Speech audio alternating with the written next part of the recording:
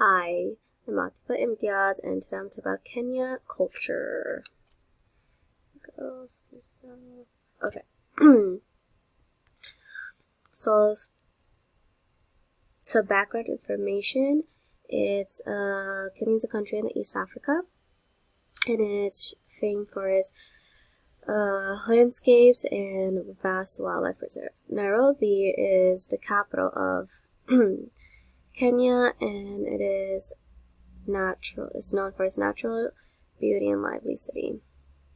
Population there is 55.77 million people, and the trade bloc is African Union. Agriculture dominates the economy in Kenya.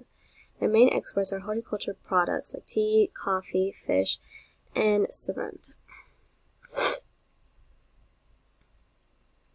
Kenya is the world's leading exporter of black tea and cut flowers. This is Kenya's currency. It's called Kenyan shilling. $1 would equal to 112.50 Kenyan shillings. It is best for it's the most stable currencies in East Africa. The GDP in 2020 was $98.84 billion, and in 2019 it was $95.5 billion. Education is highly respected and valued, and is divided into 3 levels: 8 years of compulsory primary education, 4 years of secondary level, and 4 more years at the higher education. The government started a policy called Education for Self-Reliance, and it was oriented towards students for employment in agriculture as well as business. The traditional practices are very important in Kenya, as well as rituals and customs that are very well documented. Swahili is a national language, and it's spoken throughout the country. It was divided into 3 language groups: Bantu, Nilo-Saharan, and Afro-Asiatic. And half the population there is Christians, 10% are Muslim, and there's a small Hindu and Sikh minorities. On the left is a mosque where Muslims give their prayers. Food in Kenya is inspired by British, Arab, and Indian influences. On the top right is an ugali. It's a mush made from corn.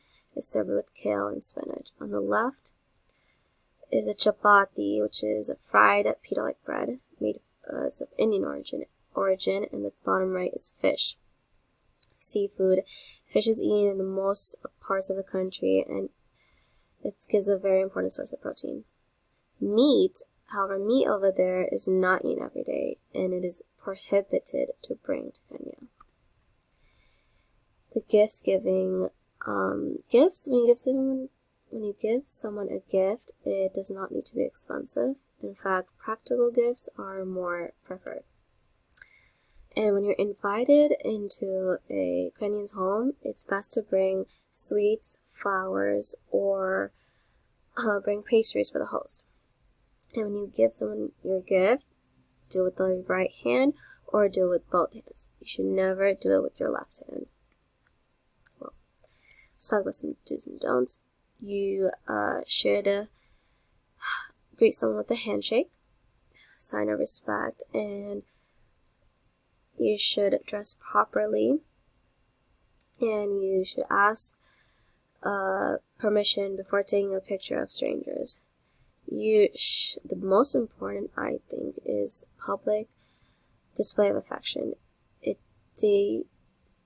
okay to do it there, but it's frowned upon because, like, a kiss on the cheek or, like a kiss on the forehead, it discomforts other people. But it's like, it's okay to walk with your partner.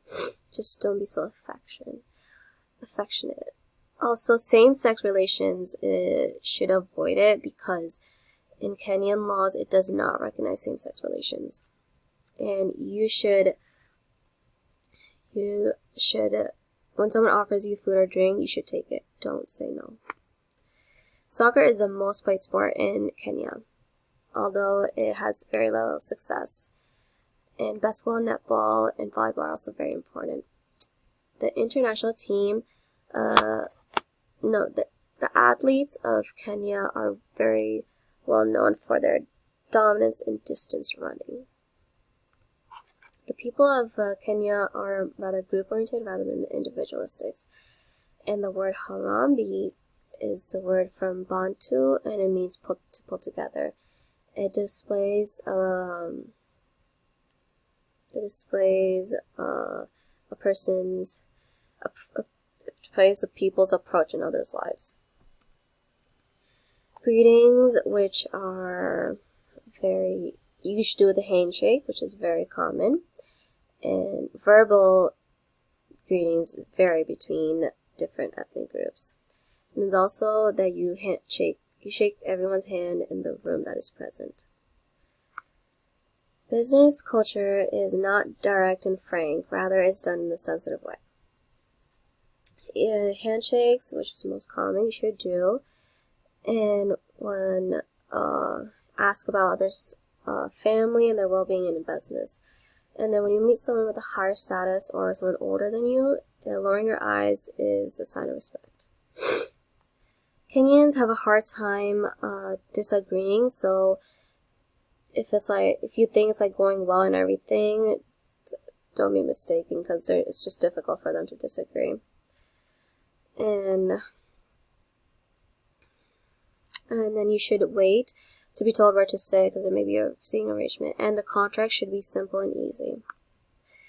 And during mealtime, the guest is served first, and then followed by men, children, then women. And you shouldn't eat until the meal has been served and you started eating. Drinks, however, is not served with mealtime because it is considered impolite to eat and drink at the same time. And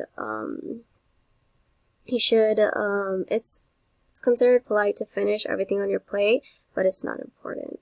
It's not mandatory. And that's it. Thank you for listening. This is my presentation in Kenya.